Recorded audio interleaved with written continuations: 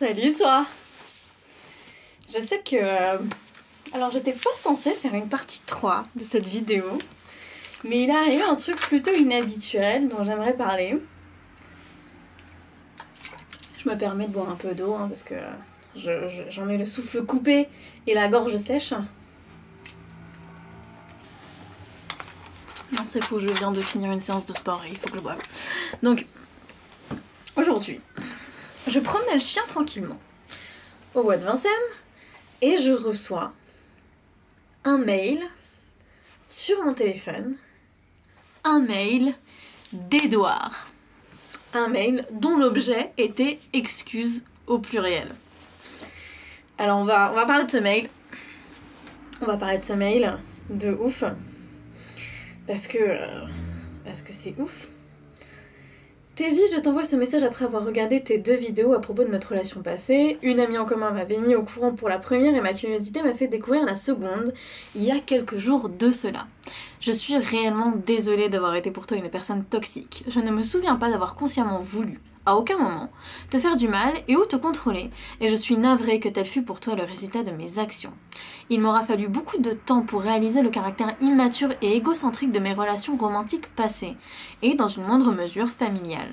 Ces dernières années m'ont permis de développer des relations plus saines, et j'espère ne jamais répéter les mêmes erreurs. Les relations à travers lesquelles j'ai fait du mal à autrui sont mes seuls véritables regrets. Encore une fois, je suis désolée d'avoir été un compagnon à ce point immature et égocentrique. Edouard. Alors déjà, je vais prendre le chien parce que sinon ça va être une source de distraction totale et pleine de cette vidéo.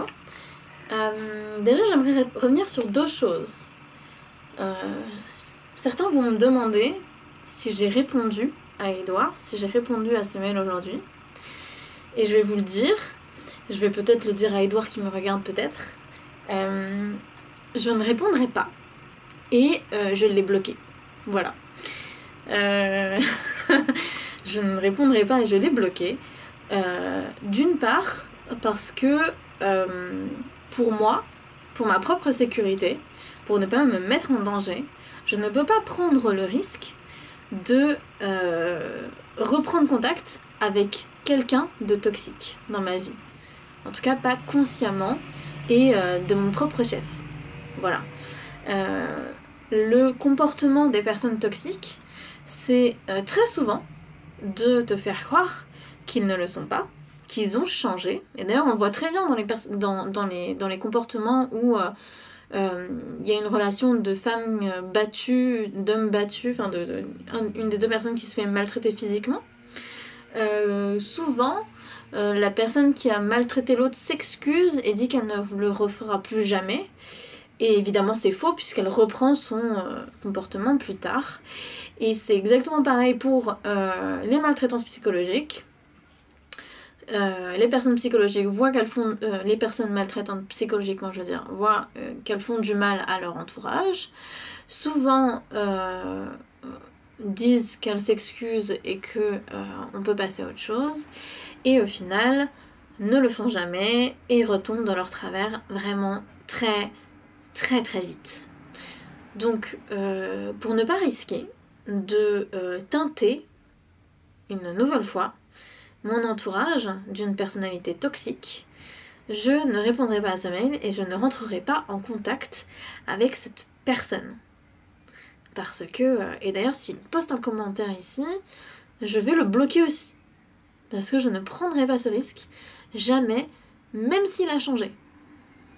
Même s'il a changé. Et ça n'arrivera pas. Je ne peux pas prendre ce risque. D'autre part, ce sur quoi j'aimerais rebondir, c'est sur cette notion. Donc il faut que je rouvre le mail pour le dire précisément.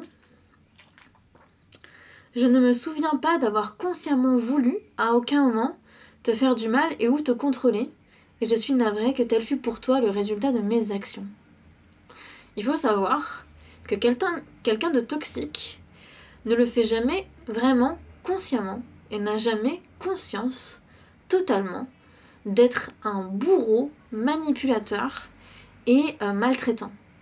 mes parents m'ont humiliée, insultée, punie de manière vraiment indécente. Parce qu'ils pensaient que cette punition m'aiderait et que c'était une expression de leur amour. Et Édouard pensait très certainement que il ne me faisait pas du mal et que ses actions étaient certainement totalement légitimes, ou alors à l'époque qu'il était une personne totalement normale, bienveillante certainement. Et je dois le répéter encore une fois, même si ça va peut-être lui faire du mal, mais il y a une phrase que je dis souvent pour libérer les gens qui se sentent coupables d'avoir été maltraités par des personnes toxiques. C'est pas parce que ça s'explique que ça s'excuse. Ça, j'aimerais qu'on garde cette phrase, qu'on garde ce mantra tous ensemble. C'est pas parce que ça s'explique que ça s'excuse. J'ai des parents qui ont vécu des choses très difficiles. Mon père est cambodgien, il a vécu un génocide, il a vécu la guerre. Donc pour lui, me maltraiter, c'était une forme de protection. Ma mère est née de père inconnu, sa famille adoptive l'a fait grandir dans une caravane, au fond de leur jardin. J'ai envie de vous dire, oui, elle n'a pas vécu une enfance facile et elle n'a pas de repères suffisants pour comprendre ce que c'est que d'être maltraitant et faire la différence entre un comportement maltraitant et un comportement bienveillant. J'en suis totalement consciente et j'ai compris pourquoi ils se comportaient tous les deux comme ça. Mais c'est pas parce que ça s'explique que ça s'excuse. Et Édouard, ce n'est pas parce que tu peux expliquer aujourd'hui ton comportement qu'il s'excuse et que je dois l'excuser. Et à tous qui me regardent, si vous avez été victime de maltraitance, de manipulation, de personnalités extrêmement toxiques, ce n'est pas parce que les comportements que ces personnes ont eus envers vous s'expliquent et se justifient d'une manière ou d'une autre. Ce n'est pas parce que...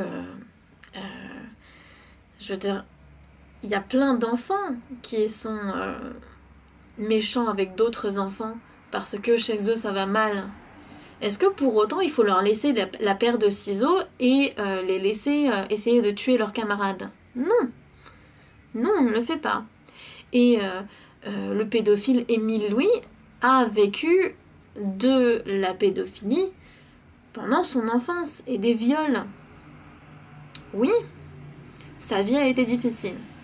Est-ce que à cause de ça, on ne doit pas le soigner, le traiter et l'éloigner de la société?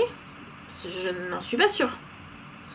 Et c'est pas parce qu'il s'excuse, c'est pas parce que quiconque s'excuse que vous devez les excuser. Et ça a l'air un peu dur comme ça. Franchement, je sais que ça a l'air. Et peut-être que pour certains, le fait d'excuser leur bourreau, d'entendre des excuses et de les pardonner, c'est un moyen de se libérer d'un certain fardeau, d'être soulagé d'une pression qui est là, qui est présente, qui est tout le temps là sur leurs épaules, et d'un trauma qui les suit. Moi, tout ce que m'a fait subir Édouard, j'en ai retiré des leçons hyper positives, comme quoi je reprendrai jamais contact avec des personnes toxiques, comme quoi je me remettrai jamais en couple avec quelqu'un qui est toxique, comme quoi je ne supportais pas les comportements manipulatoires dans ma vie, comme quoi je n'aimais pas les mensonges.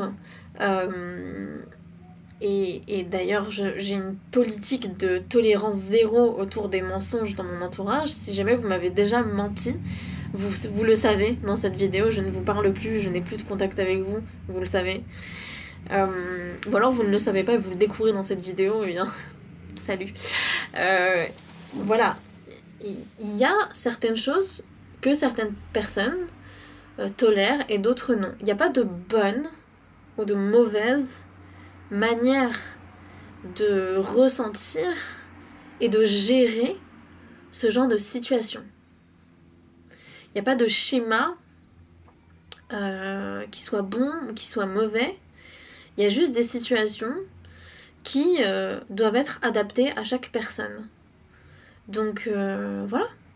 Il y a des gens qui ont été maltraités par leurs parents et tout le monde a fait une grande thérapie et voilà, tout se passe très bien. Ou alors il y a des gens qui vivent avec des personnalités toxiques et qui s'en détachent complètement et qui ne souffrent pas. Et tant mieux, tant mieux. Et puis il y a des gens qui ont énormément souffert comme moi et qui utilisent cette expérience pour transmettre aux autres les comportements à éviter et ce que c'est que de mettre un cadre. Moi, mon cadre, c'est de ne pas approcher de près ou de loin de quelqu'un qui est toxique. Et quelqu'un qui est toxique pour moi ne l'est peut-être pas pour quelqu'un d'autre. Vraiment, c'est possible. D'ailleurs, peut-être que dans certaines situations à l'époque, Édouard était pas toxique. Dans certaines situations seulement. Disons que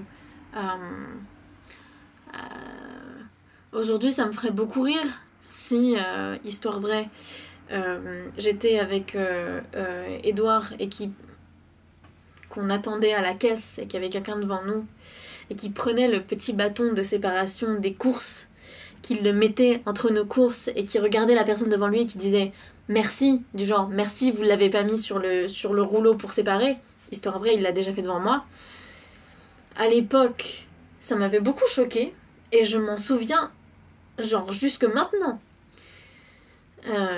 Ça a été assez traumatique d'ailleurs. Mais aujourd'hui, s'il le faisait, je pense que ce serait une des choses qui ferait en sorte que je me foutrais de sa gueule, mais tellement fort quoi. Genre, enfin, c'est pas un manque de politesse que de faire ça. Ce qui est encore plus un manque de politesse, c'est de prendre le truc et d'être aussi passif-agressif avec quelqu'un quoi. Personne mérite ça dans aucune circonstance, ni l'agressivité, ni quoi que ce soit, chacun, enfin, bref. Donc voilà, même s'il y a eu des excuses, et je suis, franchement, je suis hyper reconnaissante envers les lois de l'univers de me dire mon bourreau s'est excusé, et putain, qui peut dire ça, quoi? Franchement, qui peut dire ça? Mes bourreaux se sont excusés. Qui peut dire ça? Et je mesure à quel point c'est beau comme geste. Et à quel point je suis gagnante dans cette situation. J'ai dit ça à mes amis. J'ai dit que j'avais l'impression d'avoir gagné au loto. Et c'est totalement ça. C'est totalement ça. Je le mesure de tout mon être et de toute mon âme. Et c'est pas une raison pour laisser une personne qui a été aussi toxique dans ma vie remettre un pied dedans. C'est mort. Et je pense pas qu'il ait voulu de manière voilà, que ça a été volontaire de sa part de vouloir re-rentrer dans ma vie, de vouloir avoir une réelle discussion avec moi ou ce genre de choses. Je pense pas qu'il ait voulu ça. Je pense qu'il voulait juste se libérer et s'excuser pour avoir une éthique parfaite, faire un monde honorable, parce que c'était c'est très important l'éthique pour lui à l'époque, et ça l'est toujours aujourd'hui. Du coup, c'est aussi une des choses qui fait en sorte que aujourd'hui, comme ce seul trait là de sa personnalité que j'ai analysé n'a pas changé. Du coup, ça fait quand même, à l'époque j'avais 19 ans, maintenant j'en ai 31, ça fait quand même 12 ans. Ouais, enfin il a peut-être changé, mais ça a pas changé quoi. Donc, voilà. Après, c'est beaucoup de jugement de valeur et je le comprends. Je le comprends, je l'admets. J'admets que je suis sarcastique et que j'ai beaucoup de jugement de valeur envers lui. Je l'admets totalement. Et je vis très bien avec ça. Je vis très très bien avec ça. Et là où je voulais en venir, et je veux vraiment insister sur ce point, même si il y a eu des excuses, même si il a fait amende honorable, je ne contacterai pas cette personne. Non, jamais. Jamais, jaja. Oh, jaja, jaja. Jamais, jamais. Parce que le risque est trop grand. Et même si je sais me défendre face aux personnalités toxiques, je ne vais pas m'handicaper avec ce genre de personnalité dans ma vie, encore plus que je le suis déjà avec toutes ces personnalités saines autour de moi. Enfin, on se tire pas une balle dans le pied comme ça ne sert à rien. Voilà. Donc y a ça. Non, il a jamais eu l'impression de me faire du mal ou de me contrôler, mais c'est ce qu'il a fait. Même s'il en a pas eu l'impression, c'est ce qu'il a fait. Et c'est pas parce qu'il n'a pas voulu le faire qu'il ne l'a pas fait.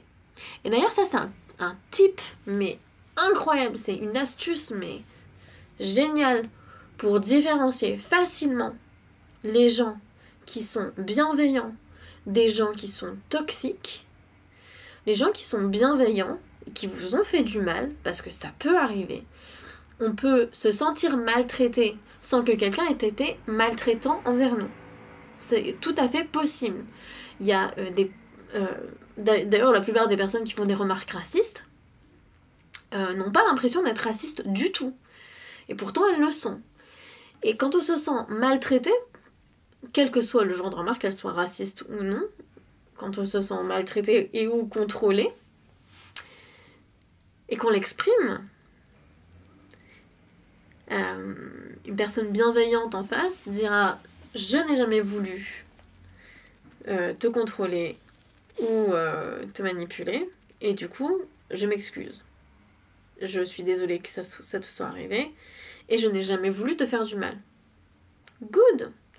Une personne maltraitante répondra « Tu n'as pas à te sentir maltraité, tu n'as pas à te sentir heurté, et je vois pas pourquoi je m'excuserais, parce que tu te sens heurté tout seul dans ton coin, et c'est pas ma faute, quoi, en gros. » Donc en gros, bien sûr que la responsabilité ne lui appartient pas, mais en plus de ne pas lui appartenir, cette personne nie complètement tes émotions et nie le réel ressenti de ce genre de situation. Et ça, ça c'est dégueulasse quoi. Enfin, la deuxième astuce pour gérer ce genre de situation, quand nous-mêmes on a été maltraitants et qu'on ne l'a pas voulu, c'est de reconnaître les émotions. Hyper important. Tu as raison de t'être senti comme ça. Ce que j'ai fait, tu l'as ressenti comme ça et tu as eu raison. Ok ? Deuxième chose, ensuite, c'est donc reconnaître les émotions. Ensuite, exprimer ses propres émotions. Moi, je me suis sentie comme ça. Et ce que j'ai voulu faire, c'était ça. Ok ? Et troisième chose, c'est d'être un soutien. Être un soutien total. J'ai envie que tu te sentes bien, j'ai envie que tu te sentes valorisé. Je t'aime, je t'exprime mon amour. Et j'aimerais qu'on passe à autre chose dans cette situation. Donc, c'est comme ça qu'on gère quand on est maltraitant. Et quand on est maltraité, et ben, on gère en exprimant ses émotions et en disant « Je me suis sentie maltraitée quand tu as fait cette chose. » Et du coup, ben, on passe à autre chose. Voilà, tout simplement. Donc voilà, c'était tout pour cet épisode 3 qui clôt la saga Mon ex, le pervers narcissique. J'espère que cette vidéo t'a plu et qu'elle a été utile, surtout. Qu'elle a été utile. Putain, j'aimerais vraiment que ça soit utile pour tous les gens qui rencontrent ce genre de personnalité toxique dans leur vie. De savoir que de 1, et ben on peut avoir des excuses. Je ne pensais vraiment, je pensais pas que c'était possible. Mais on peut avoir des excuses. Et en plus, ben, on n'est pas obligé de les accepter. Je sais que c'est très inhabituel de dire ça. Mais oui, on n'est pas obligé de les accepter. Parce que parfois, accepter ce genre d'excuses, c'est prendre le risque de laisser, encore une fois, une personnalité toxique rentrer dans sa vie. Et quand on ne veut pas prendre ce risque, on en a totalement le droit. Voilà, c'est tout. Allez, bisous. Mouah.